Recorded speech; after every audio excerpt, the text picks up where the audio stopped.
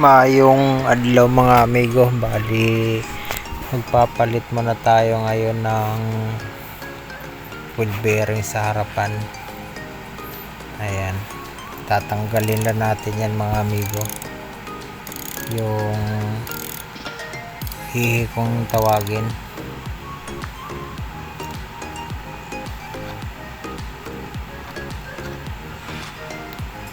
Mga amigo, tinanggal na natin. Tapos yung cover na yung mga amigo, sikwatin mo lang yan. Yan yung dust cover nya. Yan yung pang salo para hindi madumihan.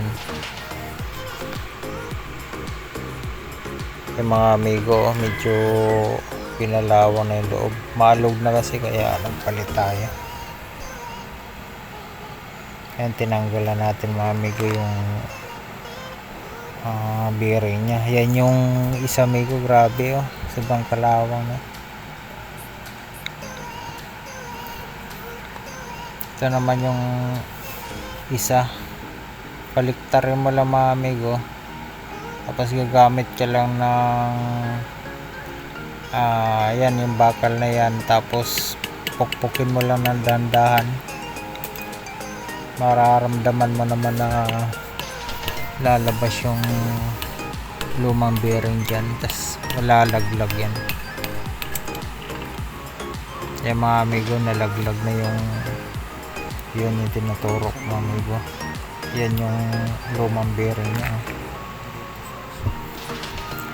Ito naman yung isa, grabing kalawang na. Ayan, tas lilinisan lang natin mga amigo bago ikabit yung bagong bearing. And inugahan ko ng WD-40. And lilinisan lang para smooth yung pagkalagay ng bagong bearing.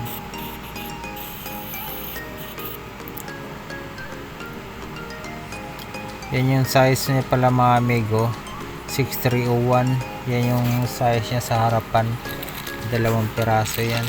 Binili natin mga amigo, Japan bearing yan. Ayan. 6301 yung size niya.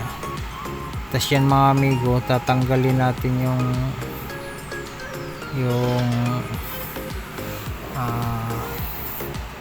cover niya, yung itim, nilalagyan natin ng grasa yan. Tapos yan, pati yung sa loob ng paglalagyan bearing, lagyan mo ng grasa. Tapos yan, ilagay na natin yung bagong bearing. Tapos bali, pag yan yung technique niya mga amigo, pag naglagay ka ng bagong bearing, parang gawin mo lang sangkalan yung pinagpalitan mo na bearing para lapat na lapat siya. Tapos dandahanin mo lang pukpukin.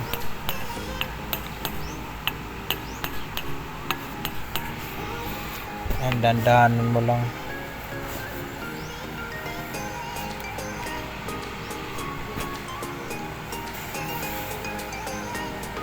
Tapos yan yung, huwag nyong kalimutan niya mga amigo na ilagay sa loob,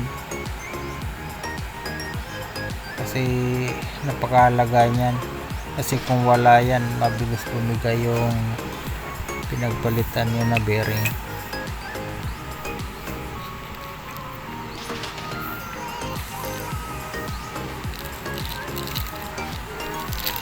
Ito naman may yung papalitin natin sa isa, same size lang din ito, 6301 pa rin yung size nya. Ayan, tinuturo 6301. Ayan mga amigo, maraming salamat sa panonood. God bless, thank you.